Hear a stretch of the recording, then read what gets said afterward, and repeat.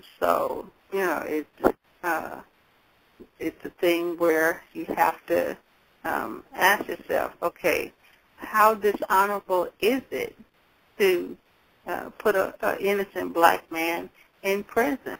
And you find that in order for that miscarriage of justice to happen, you would have to be looking at what was going on with the judge.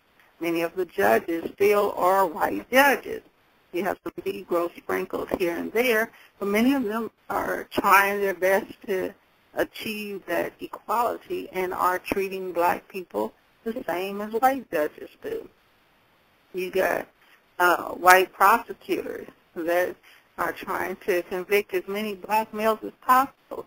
And then you have black prosecutors that are trying to impress white folks and move up the ladder, and they too are trying to convict as many black people as possible.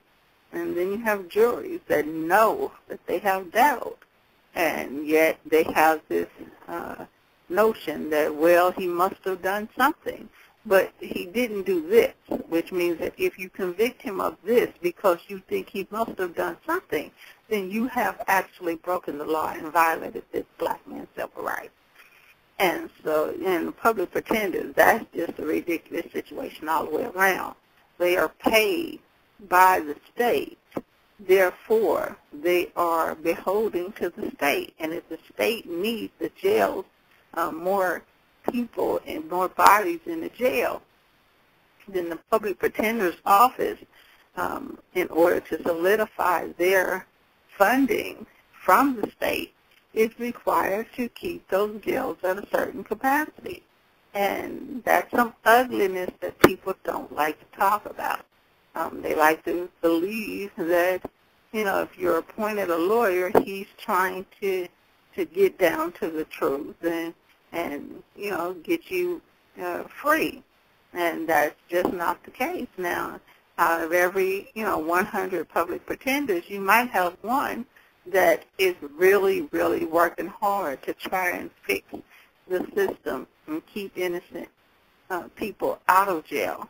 But they're fighting, a battle every day, and that their bosses are saying, just take the plea, just take the deal. And they're like, well, but my client didn't do it, and I believe them.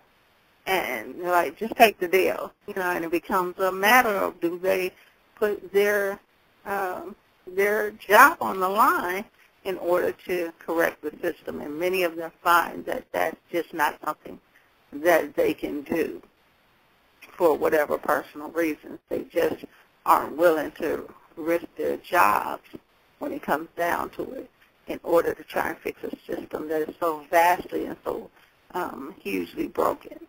And so, it's a lot of different things hitting black males at the same time. But we are finding that a lot of black males get into jails and prisons. And they are finding, we had some calls from a couple of inmates, and they are finding that some of the white overseers, some of the white correctional officers in these jails and prisons have the same last name as some of these Negro male prisoners. How is that possible? And so, it becomes a little bit more tricky when you're in the enemy camp, if you will, and you're trying to figure out why you and Officer so-and-so got the same last name. Did his family own your family? And once you find out that information, what do you do about it? And so it's creating a lot of talk and discussion among a lot of different segments of society. But, in order to deal with the black American situation, the black American economy is on life support. It has been on life support since the 1960s, when black civil rights people sold out the black community to Jewish whites. They basically killed the black economy, and in order to have anything as a Negro, after 1969, you had to grab your ankle and subjugate yourself back to white. In order to, once you got something, you had to move to a white neighborhood, and you had all these people trying to impress whites, or you had to create this elite black neighborhood that whites could see and think of as being different from the Negro neighborhoods that they see all the time. So, you have a lot of black males in these elite neighborhoods that have children outside of that elite circle, and so they did not choose to give, and some of them would not allow the females to give the children their last names. Many of the black males may have been cheating on their wives or whatever the situation. So you have all of these black children who have the last names of their mothers, but that means that they don't know the last names of their fathers. And if their mothers are no longer alive or, whatnot, it can become very difficult for these children to do their paternal side of their chart.